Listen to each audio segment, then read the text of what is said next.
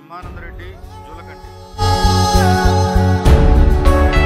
జూలకంటి బ్రహ్మానందరెడ్డి అనే నేను శాసనసభ సభ్యునిగా ఎన్నికైనందున శాసనం ద్వారా నిర్మితమైన భారత రాజ్యాంగం పట్ల నిజమైన విశ్వాసం విధేయత చూపుతానని, భారతదేశ సార్వభౌమాధికారాన్ని సమగ్రతను కాపాడుతానని, నేను స్వీకరించబోయే కర్తవ్యాన్ని శ్రద్ధాసక్తులతో నిర్వహిస్తానని దైవసాక్షిగా ప్రమాణం చేస్తున్నాను.